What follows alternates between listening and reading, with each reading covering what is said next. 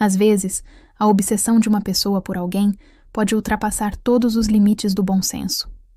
Eu achava que sabia disso.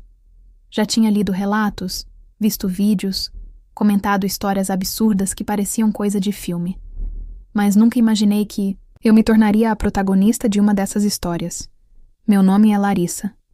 E essa é a história mais dolorosa, confusa e angustiante da minha vida. Uma história que começou com amor, se envolveu com controle e terminou com um olhar de desprezo vindo de uma mulher que dizia me aceitar como parte da família. Mas nunca me enxergou como algo além de uma ameaça.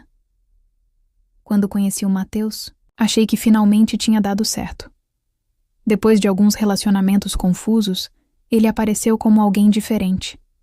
Carinhoso, presente, atencioso e, principalmente, alguém que falava da mãe com tanto orgulho que, de início, isso me pareceu fofo. Ele dizia que a mãe tinha criado ele sozinha depois que o pai foi embora, que ela tinha abdicado da própria vida para fazer dele um homem de bem. E ele era, de fato, um homem bom. Mas eu não entendia ainda o custo dessa devoção cega. A primeira vez que conheci a Dona Célia, ela me recebeu com um sorriso largo demais e olhos atentos demais. Me analisou dos pés à cabeça e depois me ofereceu café e bolo. Até aí, tudo dentro do esperado. O que me incomodou foi o jeito como ela falava do Matheus, como se ele ainda fosse um menino, como se eu estivesse ali de alguma forma, invadindo um espaço que não me pertencia. Com o tempo, isso só foi piorando. A cada passo que dávamos como casal, morar juntos, planejar casamento, dividir contas, ela se fazia mais presente. Não de forma escandalosa, mas sorrateira. Uma ligação no fim do dia só para dizer que sentia saudade. Uma visita surpresa com panela de comida, porque eu sei que você não cozinha como ele gosta. Comentários sutis sobre o meu corpo, minha forma de falar, minha relação com a família. Era como se ela estivesse sempre ali. Não no papel de sogra, mas numa posição silenciosa de supervisora, como se eu fosse uma funcionária em período de experiência com o filho dela. Quando engravidei, achei que isso fosse mudar. Imaginei que o nascimento de um neto ou neta acalmaria as tensões, que ela se sentiria incluída, acolhida, parte da nova fase. E, de fato, no começo, ela parecia empolgada. Foi a primeira a comprar roupinhas, a sugerir nomes, a querer montar o enxoval, mas logo percebi que havia algo estranho naquela empolgação. Ela se referia ao bebê como meu bebê. Fazia planos como se fosse ela quem criaria a criança. Me corrigia quando eu falava sobre amamentação ou tipo de parto. Uma vez, ao me ver pesquisando sobre parto humanizado, ela soltou um comentário que me gelou. Você devia deixar isso com quem entende. Nem sua mãe teve peito para te amamentar, né? Eu nem sabia como ela sabia disso. Matheus, como sempre, tentava mediar. Pedia que eu tivesse paciência, que entendesse o quanto ela era carente, solitária, apegada. Dizia que ela estava feliz demais, só isso, mas por dentro eu sentia uma angústia crescente. Algo me dizia que havia mais ali. Não era só empolgação, era posse. O dia do parto chegou depois de uma madrugada longa, cheia de contrações e medo. Matheus me acompanhou o tempo todo, segurou minha mão, me tranquilizou. A equipe do hospital foi maravilhosa. Tudo ocorreu bem. Às 7h23 da manhã nossa filha nasceu. Saudável, linda, com os olhos bem abertos e a pele avermelhada. Foi o momento mais sagrado da minha vida. Mas também foi o início da destruição da minha paz. Dona Célia chegou ao hospital com flores, doces, presentes. E com um olhar que eu nunca vou esquecer. Ela me abraçou, olhou para a bebê no berço aquecido e ficou em silêncio por alguns segundos. Depois, seus olhos encheram de lágrimas. Eu, ainda sob efeito da emoção e do cansaço, achei que fossem lágrimas de alegria. Mas então ela disse: "Não parece nada com a gente." Eu franzi a testa. "Com a gente?" Ela continuou. "O nariz, o formato da testa, esses olhos puxados, Não puxou nada da família do Mateus. Nada. Isso me dói. Na hora, eu não soube. O que dizer? Mateus estava no banheiro do quarto, e só nós duas presenciamos aquilo. Ela chorava de verdade. Mas não era emoção, era rejeição. A partir daquele momento, ela começou a se afastar. Ou melhor, começou a me excluir. Nos primeiros dias em casa, ela passou a visitar com frequência, mas só pegava a bebê quando o Mateus estava por perto. Comigo, era distante. Fazia perguntas que pareciam acusações. Já marcou o exame de DNA? Tem certeza de que o parto foi mesmo seu? Parece tão diferente. Eu comecei a me sentir maluca. Como alguém podia duvidar de algo tão óbvio, tão íntimo? Comecei a me isolar. Chorava escondido, sentia culpa por tudo. Mateus tentava interceder, mas parecia sempre dividido. Não queria confrontar a mãe. E eu me sentia cada vez mais sozinha.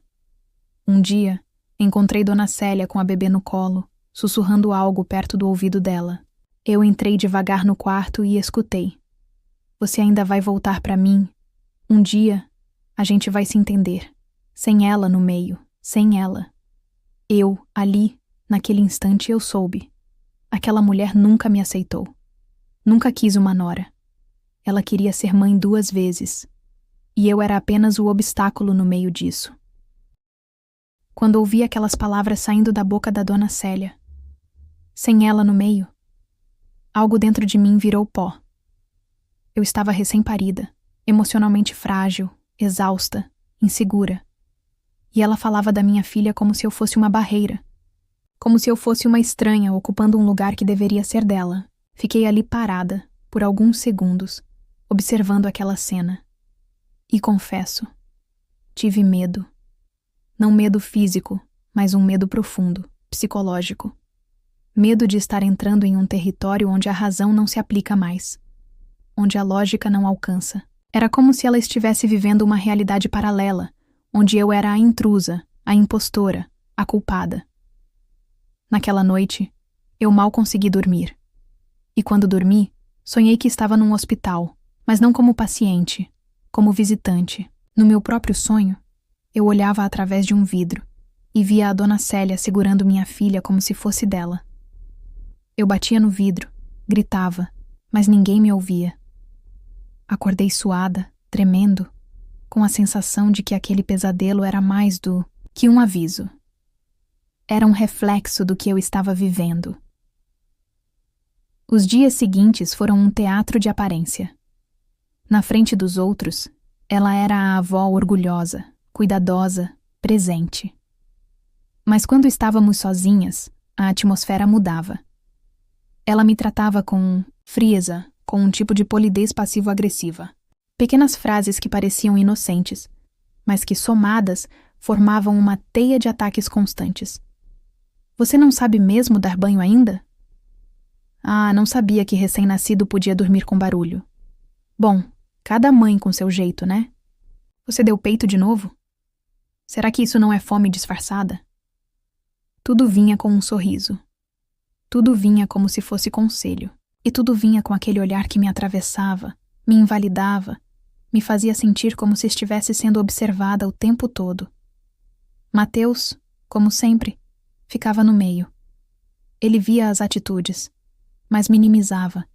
Dizia que eu estava sensível, que era normal eu me sentir assim no puerpério, que a mãe dele era só um pouco intensa. Eu queria gritar que aquilo não era intensidade, era posse.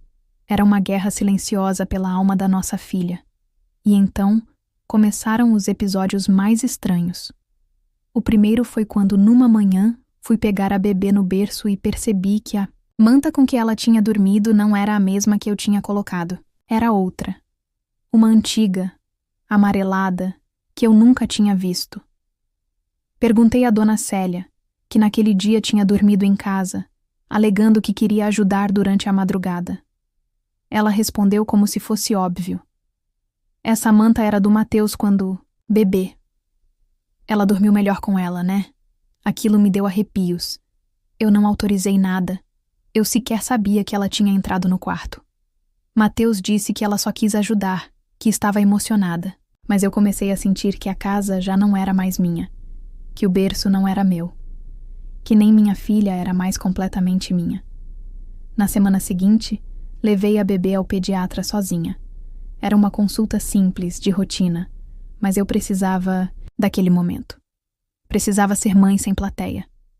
Quando voltei, encontrei Dona Célia sentada no sofá, com um álbum de fotos na mão e o rosto fechado. Sem dizer oi, ela perguntou: "Por que você não me avisou da consulta?" Respirei fundo e respondi: "Era só uma avaliação simples. Achei que não precisava." Ela olhou para mim com uma mistura de raiva e mágoa que me fez estremecer. "Você sabe que eu sou mais experiente, né? Tenho muito mais vivência do que você. Só queria garantir que minha neta fosse bem cuidada." A palavra minha ecoou por horas na minha cabeça, como um martelo, como uma sentença. Depois disso, ela começou a intensificar o contato com o Mateus pelas costas. Ligava para ele todos os dias no trabalho. Dizia que eu estava muito ausente, que a bebê chorava demais, que talvez fosse melhor passar mais tempo na casa dela. Inventava pequenas mentiras, distorcia fatos. E Mateus, dividido, começou a duvidar. De mim, começaram as brigas. Não por coisas grandes, mas por acúmulo. Ele me dizia que eu precisava confiar mais, que eu estava criando conflito onde não tinha. E eu comecei a questionar minha própria sanidade. Comecei a duvidar de mim. Afinal, será que eu estava mesmo exagerando? Foi então que algo aconteceu, algo que me tirou qualquer resquício de dúvida. Uma tarde, estava organizando o armário do quarto da bebê quando encontrei, dentro de uma caixinha no fundo de uma gaveta, uma pequena mecha de cabelo. Em volta dela, um pedaço de fita azul e uma etiqueta, do primeiro corte do Mateus. Aquilo me deu náuseas, porque eu sabia que ninguém tinha cortado o cabelo da minha filha ainda. E a fita era da cor do laço que minha filha usava, 2 dias antes. Confrontei Dona Célia. Ela disse que só pegou um pedacinho, que era tradição de família, que eu não devia fazer escândalo por tão pouco. Mateus, ao saber, apenas disse: "Ela só quer guardar lembranças. Amor, ela é assim." Mas eu sabia o que aquilo significava. Era mais um pedaço arrancado. Era mais um símbolo da tentativa dela de tomar posse de algo que não lhe pertencia. Eu comecei a sentir medo de verdade. Medo de deixá-la sozinha com a bebê. Medo de dormir. Medo de ser apagada, lentamente, da narrativa da maternidade. Comecei a registrar tudo. Datas, falas, atitudes. Quase como uma louca paranoica. Mas era a única forma de manter minha sanidade. Se eu fosse questionada, se alguém dissesse que eu estava exagerando, eu teria como mostrar. Foi nesse ponto que as coisas pioraram ainda mais. Começaram a chegar mensagens anônimas no meu celular. Mensagens dizendo que eu era uma péssima mãe, que meu marido merecia alguém melhor, que minha filha teria vergonha de mim no futuro. No começo, achei que era algum trote, algum número aleatório, mas então, uma das mensagens dizia: "O bebê sempre chora mais quando você canta aquela música desafinada do banho. Era impossível alguém saber disso. Só quem estava na casa, só quem ouvia atrás da porta. E a única pessoa que fazia isso era ela." Eu mostrei a Mateus. Ele ficou em silêncio.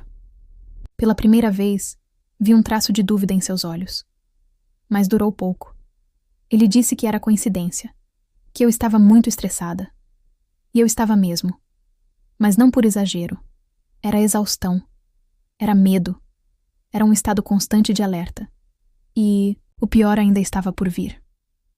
Certa manhã, cheguei em casa depois de um rápido passeio com a bebê no carrinho. Tinha ido só até a esquina, buscar uma encomenda na portaria. Quando entrei, encontrei Dona Célia no meu quarto, no meu guarda-roupa. Com uma das minhas camisolas na mão, ela levou um susto quando me viu e tentou justificar. Ia só ver se essa daqui servia para mim. "É de algodão, né?" "Eu sou alérgica a sintético." Não respondi. Só peguei a camisola da mão dela com calma. Fui até o berço, olhei minha filha dormindo e senti que alguma linha invisível havia sido ultrapassada. Naquela noite, tranquei a porta do meu quarto pela primeira vez, mas ela deu um jeito de voltar. No domingo seguinte, ela chegou com uma caixa de presentes. Disse que queria entregar algo especial. Abri a caixa na frente dela. Dentro, havia um álbum de fotos novo. Quando comecei a folhear, senti um calafrio. As fotos eram todas da bebê, mas em nenhuma delas eu aparecia. Era só Mateus, Dona Célia e a bebê. Tinha até fotos que eu nunca tinha visto, imagens que eu não sabia que tinham sido tiradas, e em algumas, claramente editadas, a imagem do meu reflexo no fundo do espelho ou da janela havia sido apagada. Olhei para ela, e ela apenas sorriu como quem entrega um trabalho artístico com orgulho. Eu não disse nada, mas algo dentro de mim se rompeu. Depois daquele álbum, algo dentro de mim se apagou. Não era mais raiva, nem medo. Era uma espécie de luto. Um luto silencioso pela família que eu achei que estava construindo. Pela paz que eu sonhei viver. Pela maternidade que eu imaginei que seria leve, instintiva, protegida. Aquilo morreu em mim, e o que ficou foi um instinto de sobrevivência. Eu já não estava lutando por mim. Eu estava tentando proteger a minha filha de uma mulher que sorria para todos, mas me apagava pelas beiradas. Mateus ainda não via. Ou fingia não ver. Talvez por culpa. Talvez por medo de romper com aquela que sempre foi o centro da vida dele. Mas ali, pela primeira vez, comecei a aceitar. Eu estava sozinha. Foi nessa época que comecei a sair de casa todos os dias, nem que fosse por 30 minutos. Botava minha filha no carrinho e caminhava pela rua como quem foge de um incêndio. Eu precisava respirar. Precisava lembrar que o mundo existia fora daquele ambiente sufocante. Dona Célia continuava indo lá todos os dias, às vezes com desculpas absurdas. Entregar um chá, trazer uma fralda melhor, devolver uma roupa que nem era nossa. Era uma presença constante, disfarçada de carinho. Mas era controle. Um dia, cheguei em casa depois de uma dessas saídas e percebi algo estranho. A câmera do quarto da bebê estava virada para a parede. Eu sempre deixava ela posicionada para o berço, porque usava o aplicativo no celular para monitorar enquanto estava na cozinha ou no banho. Chamei Mateus. Perguntei se ele tinha mexido. Ele disse que não. Naquela noite, revi o histórico da câmera. E o que vi me tirou o ar. Às 10h22 da manhã, a câmera captura Dona Célia entrando no quarto. Ela olha para o berço, depois olha diretamente para a câmera. Caminha até ela, sorri e a vira devagar, apontando para a parede. Em seguida, ela pega a bebê nos braços e sai do campo de visão. Meu coração disparou. Aquilo não era mais só invasão. Era ocultação. Era controle absoluto. Eu salvei o vídeo. Não falei nada para ela naquele dia. Mas dentro de mim, a decisão começou a tomar forma. Eu precisava me afastar. No dia seguinte, falei com Mateus. Mostrei o vídeo. Ele ficou em silêncio por minutos. Depois, tentou justificar. Talvez ela só não quisesse ser filmada. Talvez estivesse tentando proteger a privacidade da bebê. Eu não respondi. Apenas disse que a partir daquele momento não queria mais visitas sem aviso. Que a casa era nossa. E que limites precisavam ser respeitados. Ele concordou. Ou disse que sim, com os olhos baixos, como quem não queria entrar em conflito. Por 2 dias, Dona Célia não apareceu, nem ligou, nem mandou mensagem. O silêncio foi ensurdecedor. Eu deveria ter sentido alívio, mas sentia apenas um pressentimento estranho. Como se algo estivesse se formando no escuro, esperando a hora certa de surgir. No 3º dia, recebi uma ligação da creche onde havíamos feito uma pré-matrícula meses antes. A atendente dizia que haviam recebido os documentos da bebê para antecipar a matrícula, como havíamos solicitado. Mas nós não havíamos solicitado. Foi a avó que veio pessoalmente ontem. Entregou tudo direitinho. Meu sangue gelou. Fui até a creche na mesma tarde. A funcionária me mostrou os documentos. Eram cópias perfeitas dos originais. Certidão de nascimento, comprovante de residência. Um formulário preenchido com a minha assinatura, falsificada. Chamei Mateus. Ele foi até lá comigo. Ficou pálido. Disse que a mãe dele jamais faria isso sem avisar. Mas fez. A verdade estava ali, estampada.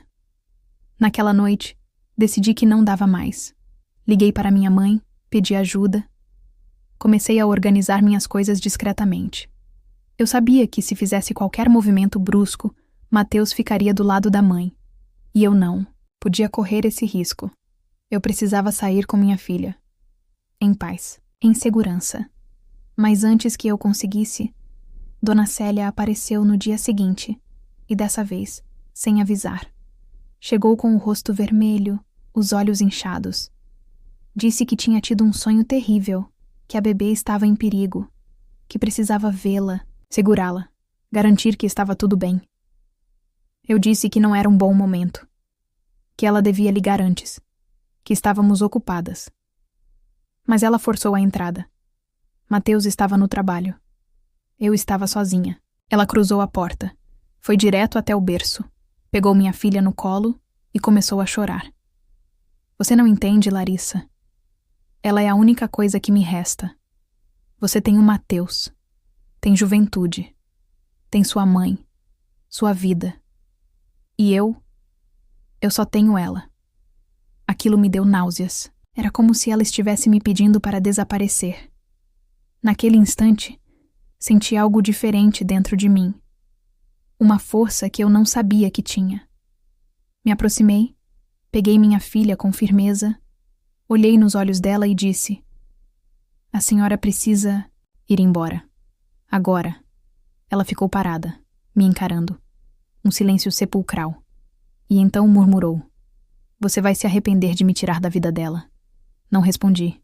Apenas tranquei a porta assim que ela saiu. No dia seguinte, fui embora. Não disse nada a Mateus. Não dei tempo para explicações. Peguei o necessário, fui para a casa da minha mãe, entrei com pedido de medida protetiva e iniciei o processo de guarda. Ele tentou contato. Chorou. Disse que me amava, mas que não podia virar as costas para a mãe. E eu percebi. Nunca fui prioridade. Nunca fui protegida. Sempre fui uma ameaça à simbiose doentia entre os dois. Hoje, meses depois, sigo em silêncio, reaprendendo a respirar, a confiar, a existir.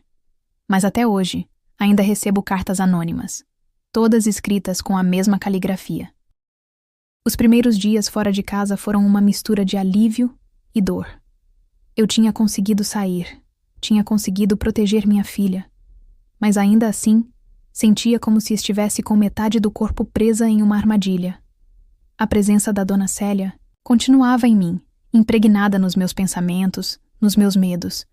Tudo me parecia contaminado. E mais do que isso, eu sabia que ela não ia aceitar a perda em silêncio. Na casa da minha mãe, tentei reconstruir uma rotina. Aos poucos, fui criando pequenos rituais com minha filha. A hora do banho com calma, o silêncio da madrugada quando ela chorava e eu podia acolher sem pressa, sem julgamento. Pela primeira vez em muitos meses, senti que eu era de fato mãe, inteira, não supervisionada, não sabotada. Mas a sensação de liberdade durou pouco. A primeira tentativa de contato veio do Mateus, 3 dias depois da nossa saída. Ele mandou um áudio curto, com voz embargada, dizendo que precisava conversar, que aquilo tudo tinha sido um mal-entendido, que amava a filha e queria vê-la. Não respondi. Eu sabia que, por trás daquele tom conciliador, havia um vínculo doentio com a mãe. E eu não estava pronta para correr o risco de reabrir qualquer brecha. No dia seguinte, veio a primeira notificação oficial. Mateus havia entrado com um pedido de visitação. A princípio, sem menção à guarda, mas com o nome da mãe dele listado como responsável de apoio, alguém que ele dizia ser fundamental para o bem-estar da criança. Meu sangue ferveu. Fui até minha advogada, expliquei tudo. Mostrei prints, vídeos, áudios. E ela, foi clara. Os indícios eram fortes, mas não bastavam para uma restrição total de contato. Era preciso mais, algo concreto, algo que mostrasse que aquela mulher representava um risco real.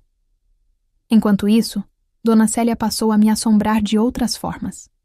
Começaram a aparecer presentes na portaria do prédio da minha mãe.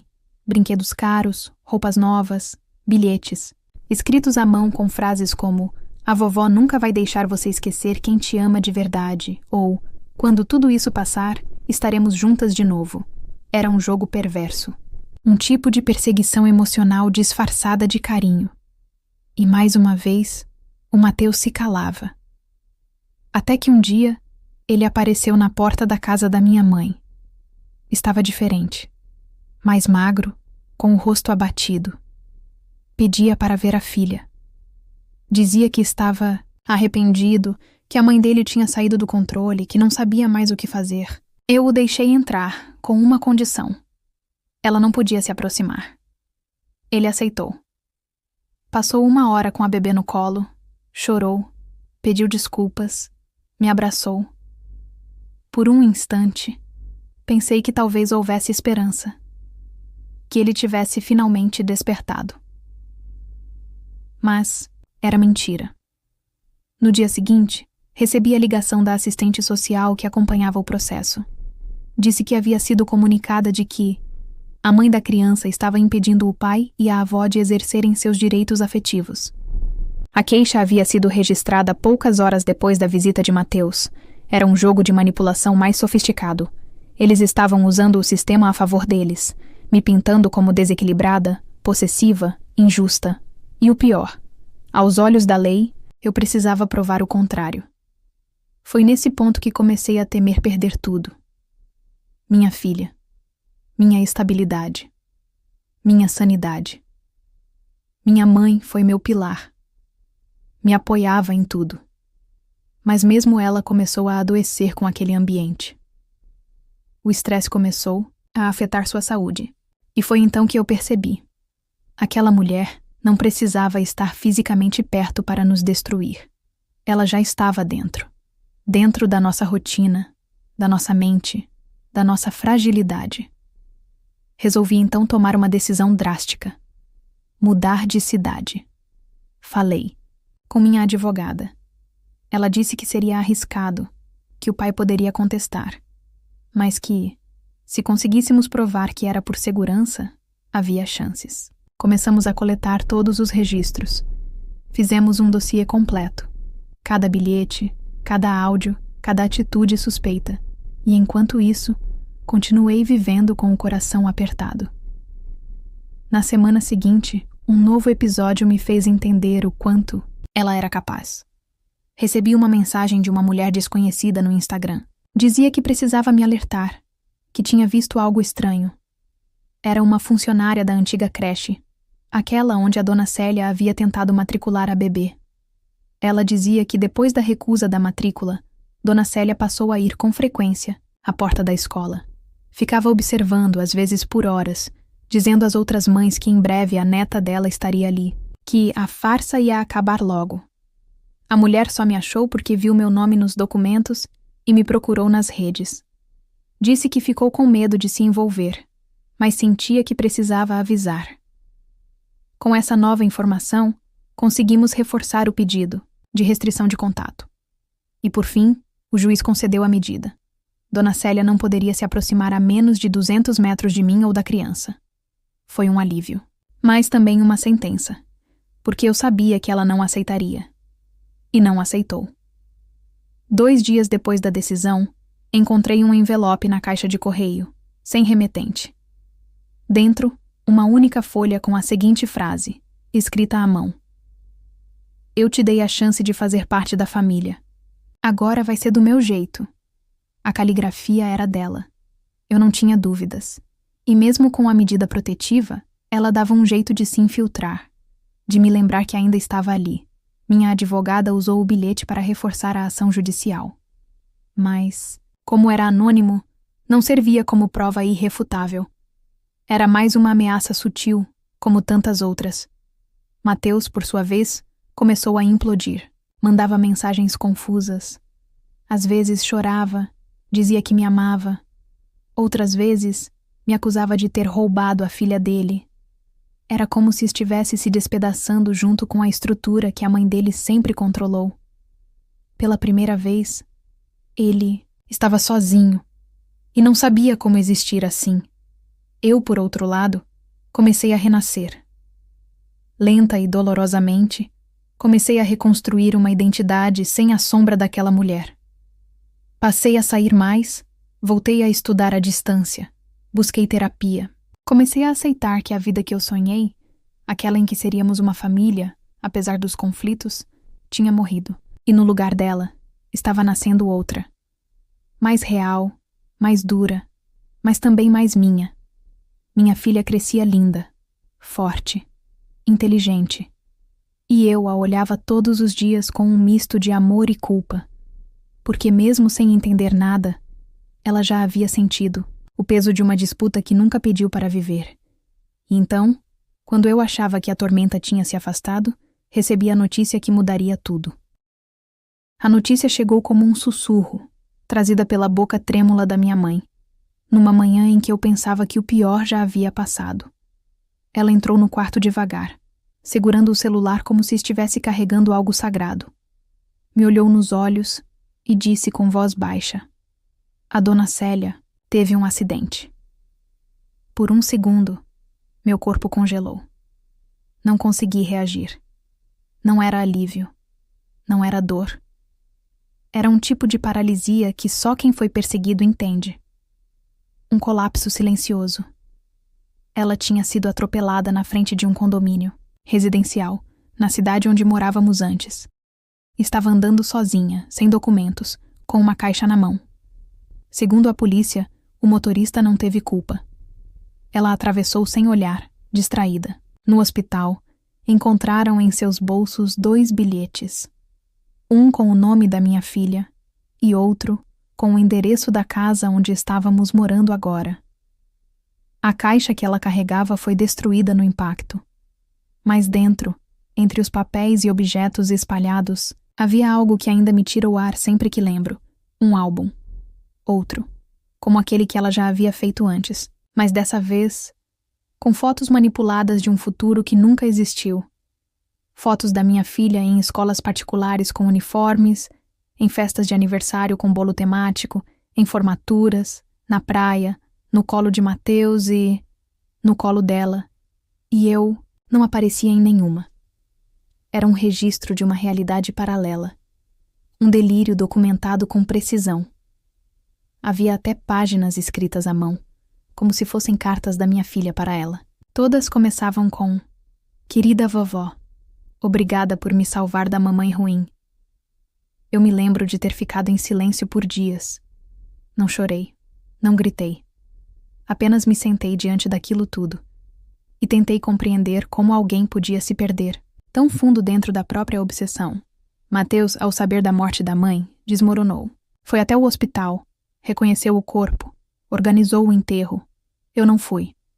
Ele não me pediu que fosse, mas, 3 dias depois, apareceu na casa da minha mãe.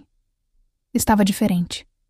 Não abatido, vazio, como se tivesse sido esvaziado por dentro. Ele me olhou e, pela primeira vez em muito tempo, não tentou justificar nada.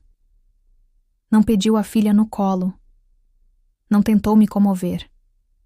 Apenas disse: "Eu descobri que ela vinha sendo acompanhada por uma psicóloga há anos. Ela tomava remédios, escondia de mim, tinha crises. Vivia uma realidade onde você era o problema de tudo. Ela construiu isso dentro dela e nunca me deixou ver. Eu não disse nada. Não havia mais o que dizer. Ele foi embora e nunca mais voltou." Com o tempo, os dias passaram a doer menos. As cartas pararam. As mensagens sumiram.